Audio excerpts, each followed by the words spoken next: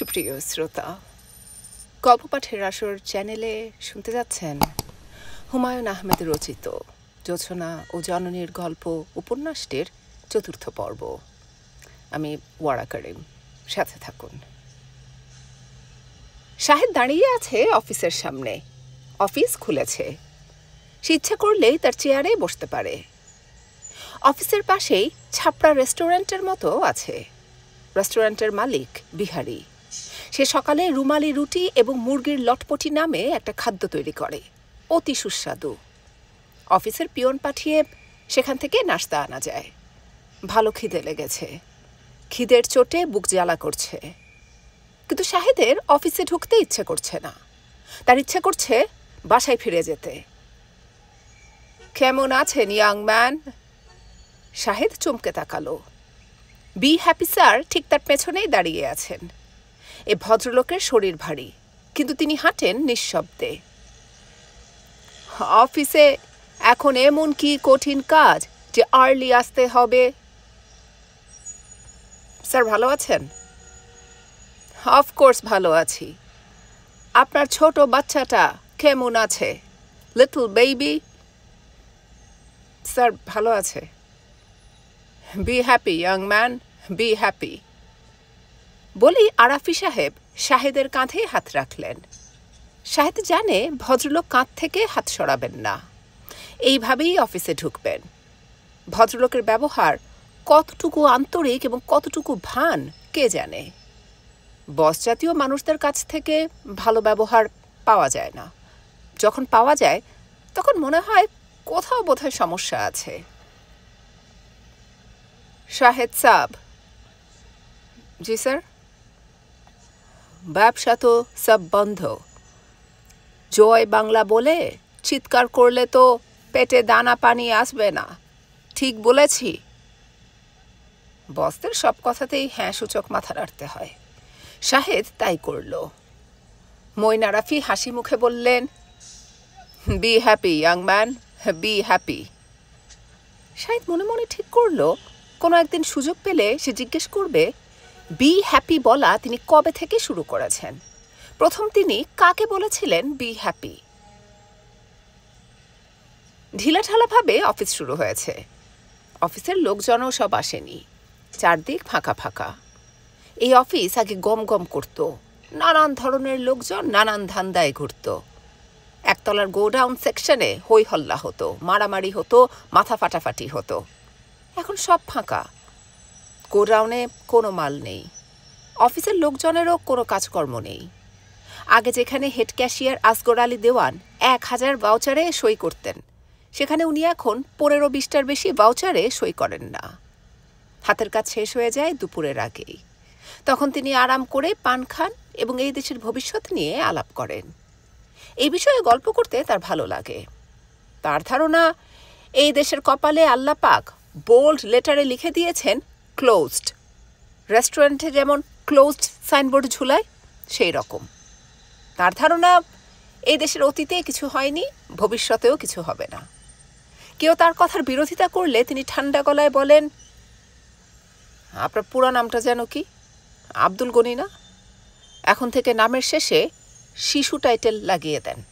বর্তমানে আপনার নাম আব্দুল গনি শিশু। আপনার চিন্তা শক্তি শিশু লেভেলে, বুঝেছেন?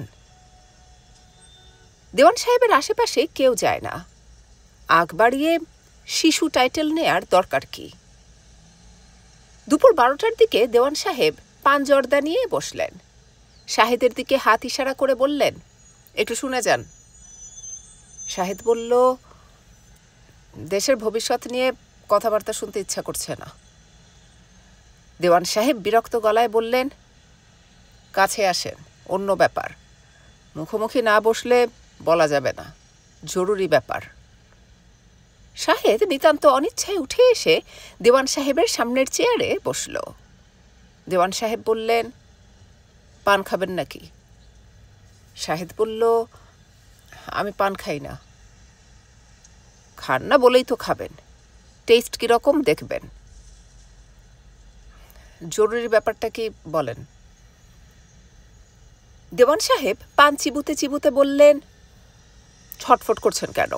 হাতে কোনো কাজ নাই, ছটফট করারও কিছু নাই। আপনার একটা চিঠি আছে আমার কাছে। কি চিঠি? কাল তো আপনি অফিসে আসেন নাই। গৌরাঙ্গবাবু আপনাকে খুব ব্যস্ত হয়ে খোঁজ করছিলেন। একটা চিঠি আমার কাছে দিয়ে গেলেন, খামের উপরে লেখা জরুরি। শাহেদ বলল, চিঠিটা দিন। দেওয়ান সাহেব বললেন, দিচ্ছি। এত অস্থির হচ্ছেন কেন? দেশ কোন দিকে যাচ্ছে কিছু বুঝতে পারছেন? না, দেশের ইকোনমি টোটালি ধ্বংস হয়ে গেছে, কেউ কিছু বুঝতে পারছে না। শেষ ভরসা আমেরিকা। PL-480 গম যাবে, আমরাও যাব।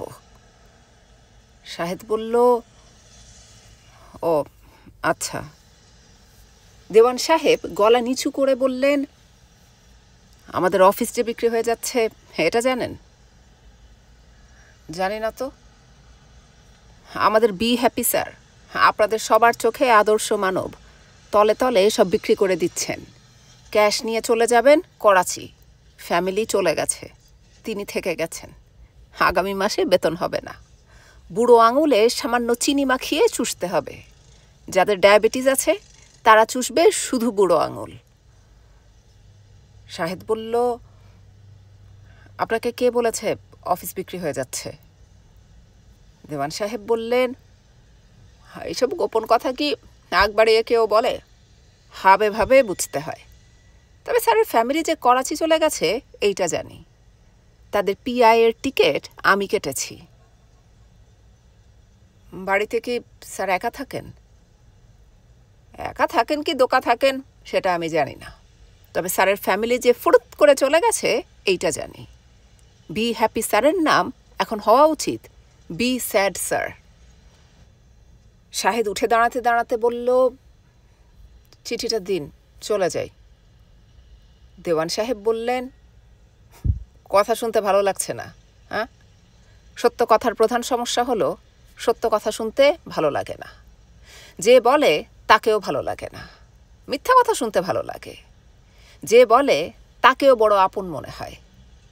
যাই হোক, আমার সঙ্গে কথা বলতে না চাইলে নাই। এই নিন গৌরাঙ্গবাবুর চিঠি। গৌরাঙ্গের সঙ্গে শাহেদের খুব যে মাখামাখি পরিচয় তা না। গৌরাঙ্গ এবং শাহেদ একই দিনে এই অফিসে চাকরিতে জয়েন করেছিল। কাকতালীয়ভাবে দুজনের পরনেই ছিল ঘিয়া রঙের পাঞ্জাবি। গৌরাঙ্গ সেদিন অবাক হয়ে বলেছিল, শাহেদ ভাই, আমাদের কোইন্সিডেন্সটা দেখেছেন? পয়েন্টে পয়েন্টে মিলে যাচ্ছে। তার চেয়েও বড় মিল যেটা পাওয়া গেল, দুজনেরই প্রথম সন্তান কন্যা। একজনের নাম রুনি, আরেকজনের রুনু।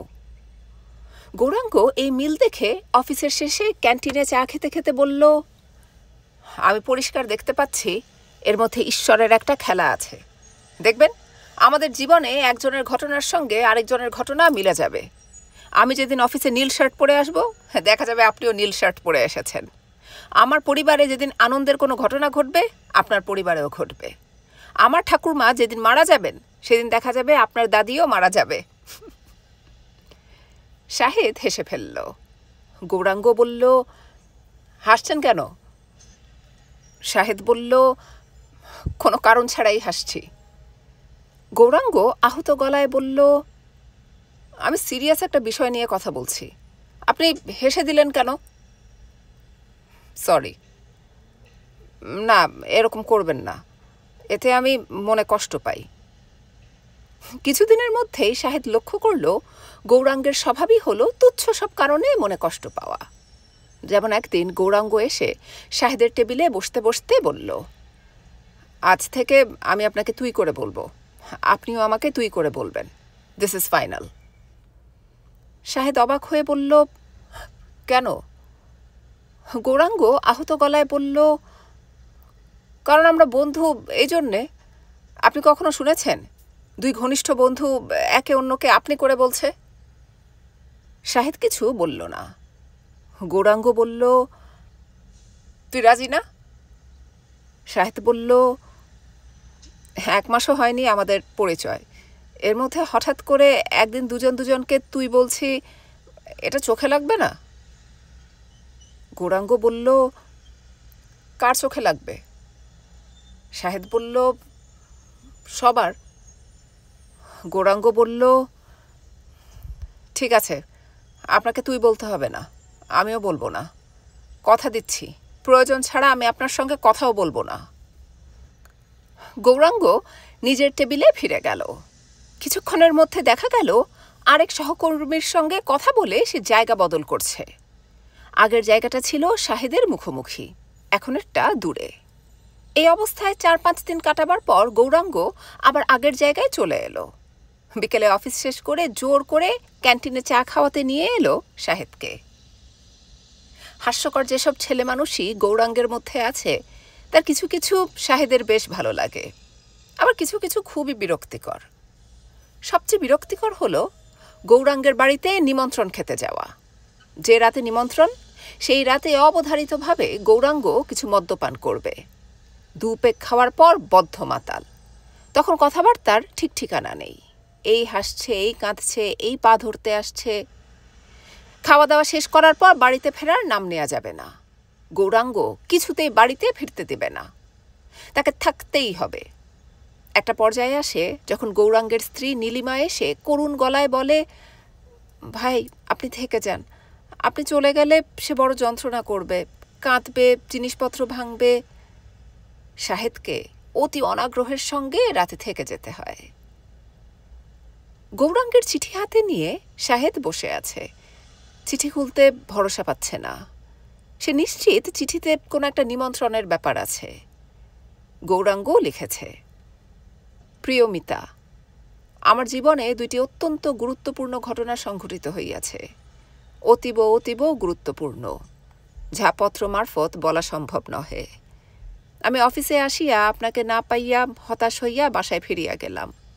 মিতা, পত্র পাওয়া মাত্র যেখানে যে অবস্থায় আছেন আমার বাড়িতে চলিয়া আসিবেন।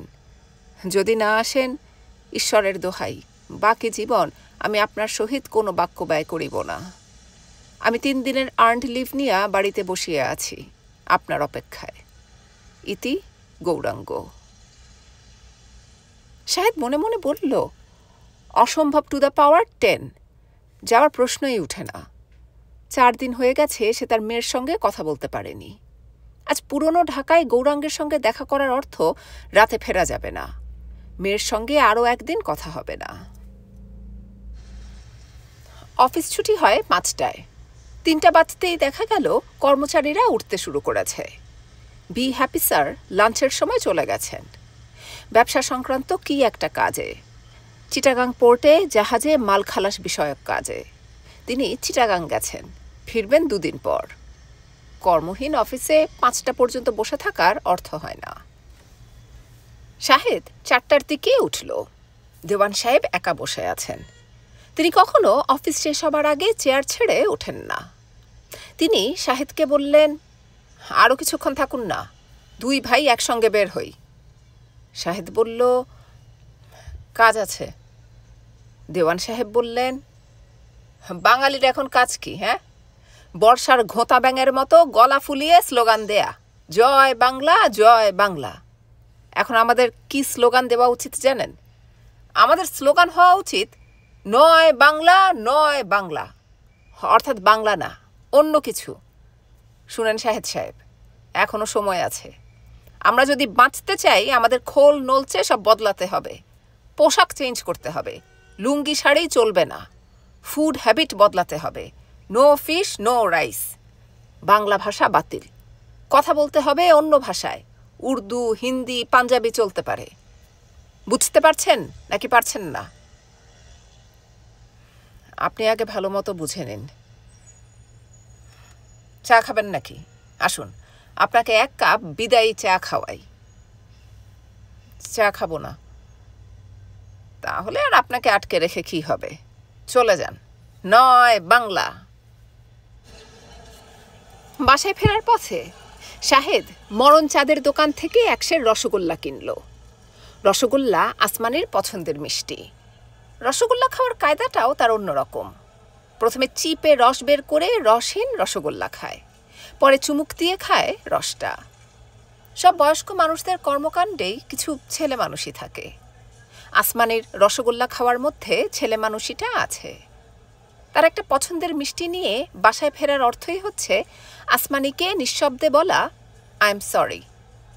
বেচারি আজ সকালে কষ্ট করে খাবার গরম করে টেবিলে দিয়েছে, সে রাগ দেখিয়ে চলে এসেছে। এটা ঠিক হয়নি। ইত্তেফাক অফিসের সামনে মাঝে মধ্যে পাখিওয়ালা বসে। খাঁচায় বন্দি পাখি বিক্রি হয়, টিয়া, মুনিয়া, কালিম পাখি, ঘুঘু। রুনির জন্যে একটা পাখি কিনে নিলে হুলস্থুল ঘটনা হবে। খাঁচা হাতে সারা বাড়িতে ছোটাছুটি করবে। পাখি কেনা নিতান্তই বাজে খরচ। এই পাখি কয়েকদিন পরেই ছেড়ে দিতে হবে। যে মেয়ের সঙ্গে 4 দিন কথা হচ্ছে না, সেই মেয়ের আনন্দের জন্য কয়েকটা সস্তার মুনিয়া পাখি কেনা যেতে পারে। শাহেদ রিকশা নিয়ে পাখিওয়ালার খোঁজে ইত্তেফাক অফিসের সামনে গেল। সে 5টা মুনিয়া পাখি কিনল 1.5 টাকা দিয়ে। খাঁচাটা ফ্রি। এক হাতে মিষ্টি, অন্য হাতে পাখির খাঁচা নিয়ে শাহেদ বাসায় ফিরল বিকেল 5টায়। অমঙ্গল আশঙ্কার মতো তার মনে হচ্ছিল বাসায় ফিরে দেখবে কেউ নেই, দরজায় তালা ঝুলছে। তালার ফাঁকে গুজে রাখা নোট। চলে গেলাম। ভোরবেলা নাস্তা না খাওয়া এবং রাগ দেখানোর শাস্তি আসমানি দেবে না, তা হবে না। দরজায় তালা নেই। হঠাৎ শাহেদের মন আনন্দে পূর্ণ হলো। নিজের ছোট্ট বাসাটাকে মনে হচ্ছে রবীন্দ্রনাথের ধন নয় মান নয় এতটুকু বাসা। তার কাছে মনে হলো শুধু বেঁচে থাকার জন্যে হলেও দীর্ঘকাল বেঁচে থাকা যায়। আসমানি তাকে দেখে খুবই স্বাভাবিক ভঙ্গিতে বলল, এখন চা খাবে নাকি গোসল করে চা খাবে? অফিস থেকে ফিরে শাহেদ গরম পানি দিয়ে গোসল সেরে চা খায়। শাহেদ বলল, এখন 1 কাপ খাবো, গোসল সেরে আরেক কাপ খাবো। আসমানি বলল, আবার পাখি এনেছ? এগুলো কে দেখবে? 2 দিন পর রুনির শখ মিটে যাবে, তারপর কি হবে? শাহেদ কিছু বলল না, হাসল। হাসি দিয়ে সে জানান দেয়, এখন আর আমাদের মধ্যে কোনো ঝামেলা নেই। আসমানি বলল, চুলায় গরম পানি আছে, বালতিতে ঢেলে দিচ্ছি। শাহেদ বলল, আমি ঢেলে নেব। রুনি কোথায়? আসমানি বলল, ও বাসায় নেই, ও মার বাসায় চলে গেছে। শাহেদ বলল, তার মানে? আসমানি বলল, মেয়ে তার নানির বাসায় গেছে, এর আবার মানে কি? তার ছোট মামা এসেছিল, সে তার ছোট মামার সঙ্গে চলে গেছে। শাহেদ বলল, ও আচ্ছা। সে কিছুতেই রাগ সামলাতে পারছে না। পরিষ্কার বুঝতে পারছে সকালে নাস্তা নিয়ে সে যে কাণ্ডটা করেছে, আসমানি তার শোধ তুলেছে, মেয়েকে নানির বাড়িতে পাঠিয়ে দিয়েছে। খুব কঠিন কিছু কথা আসমানিকে বলতে পারলে ভালো হতো, বলতে ইচ্ছা করছে না। আসমানি চা এনে সামনে রাখল। শাহেদ বলল, রুনিকে একা পাঠিয়ে দিলে কেন? তুমিও সঙ্গে যেতে। আসমানি বলল, আমিও যাব, আমি তোমার ফেরার জন্যে অপেক্ষা করছিলাম, এই তো এখনই যাব। তুমিও যাচ্ছ? হ্যাঁ। কেন জানতে পারি? তোমার সঙ্গে তুচ্ছ বিষয় নিয়ে ঝগড়া করার ইচ্ছা করছে না বলে চলে যাব। নিরিবিলি কয়েকটা দিন থাকবো, বই পড়ব, গান শুনব, রিল্যাক্স করব। শাহেদ বলল, আচ্ছা ঠিক আছে। আসমানি বলল, বাথরুমে গরম পানি দিয়ে এসেছি, গোসল করতে চাইলে করো। গোসল সেরে এসে শাহিদ দেখে আসমানি বাসায় নেই, সত্যি সত্যি চলে গেছে। শাহেদ রাত 8টা পর্যন্ত বারান্দার চেয়ারে বসে থাকলো। তারপর ঠিক করলো গৌরাঙ্গের বাড়িতে যাবে, রাতটা সেখানেই কাটাবে। সে সঙ্গে করে আসমানের জন্যে কেনা রসগোল্লার হাঁড়িটা নিয়ে গেল, আরেক হাতে নিল খাঁচার মুনিয়া পাখি। আসমানের উপর সে যতটা রেগেছে, মেয়ের উপর ঠিক ততটাই রেগেছে। তার কাছে মনে হচ্ছে রুনিকে পাখি উপহার দেবার কোনো মানে হয় না, পাখিগুলি সে দেবে গৌরাঙ্গের মেয়েকে। গৌরাঙ্গের বাড়ি পুরনো ঢাকার বংশাল রোডে, গলির ভেতর গলি, তার ভেতর গলি। শেষ গলিটা এত সরু যে রিক্সা চলার কথা না, তারপরও রিক্সা চলে। ফিতার মতো সরু গলির দুদিকেই নর্দমা। নর্দমায় মরা বেড়াল, মুরগির নাড়িভুড়ি থাকবেই, ঠিকই গন্ধ আসবে। মনে হবে এখানে কেন এসেছি। এই রাস্তায় হাঁটার অভ্যাস না থাকলে নর্দমায় পা পড়বেই। গৌরাঙ্গ যে বাড়িতে থাকে সেটা 3 তলা। বাড়ির 1ম তলায় সিমেন্ট রডের দোকান, দোতলায় থাকে গৌরাঙ্গ, 3 তলায় গৌরাঙ্গের শ্বশুর হরিভজন সাহা। সাহা সম্প্রদায়ের মানুষজন মিষ্টভাষী হয়ে থাকে। এই ভদ্রলোক সন্দেহবাতিগ্রস্ত, তিনি কারো সঙ্গে সহজভাবে কথা বলেন না। ধুতি পরার চল এই দেশ থেকে উঠে গেছে। হরিভজন সাহা এখনও ধুতি পরেন। শ্বশুরের সঙ্গে গৌরাঙ্গের সম্পর্ক খুবই খারাপ, কথাবার্তা প্রায় বন্ধ। গৌরাঙ্গ স্ত্রীর অগোচরে শ্বশুরকে ডাকে চামচিকা বাবাজি। বাড়িটা গৌরাঙ্গের শ্বশুরের। প্রতি মাসে বাড়ি ভাড়া বাবদ গৌরাঙ্গের তার শ্বশুরকে 50 টাকা দেওয়ার কথা, সে কিছুই দেয় না। শাহেদ গৌরাঙ্গের বাড়ি পৌঁছল রাত 9টায়। দরজা খুলে দিল নীলিমা। সে আনন্দিত গলায় বলল, আপনি তাহলে এসেছেন? আপনার বন্ধুর তো মাথা খারাপের মতো হয়ে গেছে। আপনি না এলে কি যে করতো কে জানে। সন্ধ্যা থেকে গ্লাস নিয়ে বসে আছে। বুঝতেই পারছি আজ একটা কাণ্ড হবে। পটে আঁকা ছবি বলে যে কথাটি প্রচলিত আছে তা নীলিমার জন্যে খুবই প্রযোজ্য। শাহেদের ধারণা সে সারা জীবনে এত রূপবতী কোনো তরুণীকে দেখেনি। ভবিষ্যতে দেখবে সে সম্ভাবনাও ক্ষীণ। প্রথমবার দেখে সে হকচকিয়ে গিয়েছিল, এরপর অনেকবারই দেখা হয়েছে। শাহেদ প্রতিবারই হকচকিয়েছে। আজ নিশ্চয়ই কোনো উৎসব। নীলিমা সাজগোজ করেছে, খোপায় গন্ধরাজ ফুল গুজেছে, পরনে তাঁতের শাড়িটা দামি। নতুন শাড়ি আজই পরেছে, শাড়ি থেকে নতুন নতুন গন্ধ আসছে। শাহেদের মনে হলো এই মেয়ের সাজ করার দরকার কি। ঘরের ভেতর থেকে গৌরাঙ্গ ভারী গলায় বলল, নীলু, শাহেদ এসেছে। মদ খেলে গৌরাঙ্গের গলা ভারী হয়ে যায়। নীলিমা কিছু বলার আগেই গৌরাঙ্গ দরজা খুলে বাইরে চলে এলো। স্ত্রীর দিকে তাকিয়ে বলল, তোমাকে তো বলেছি শাহেদ আসবে। বলেছি নাকি বলি নাই? বলেছ। গৌরাঙ্গ রাগী গলায় বলল, তাহলে কেন বললে সে আসবে না? নীলিমা বলল, রাত বেশি হয়ে গেছে বলে বলেছি। এত রাত করে উনি আসবেন ভাবিনি। অবশ্যই সে রাত করে আসবে। রাত 1টা বাজলেও সে আসবে। আমি তাকে আসতে বলেছি, সে আসবে না। আমার বন্ধু সম্পর্কে এটা তুমি কি ভাবলে? নীলিমা চাপা গলায় বলল, চিৎকার করছো কেন? তুমি আমার বন্ধু সম্পর্কে উল্টাপাল্টা কথা বলবে আর আমি চিৎকার করব না? অবশ্যই চিৎকার করব। 3 তলায় তোমার বাবা থাকে বলে আমি কি ভয় পাই নাকি? চামচিকা বাবাজিকে গৌরাঙ্গ দেও পুছে না। গৌরাঙ্গ অবলীলায় কুৎসিত কথাটা বলল। নীলিমা বিব্রত ভঙ্গিতে শাহেদের দিকে তাকালো। বেচারি খুবই লজ্জা পাচ্ছে। নীলিমা বলল, ভাই, আপনি আপনার বন্ধুকে সামলান। এই জিনিস সহ্য করতে পারে না, তারপরেও রোজ খাওয়া চাই।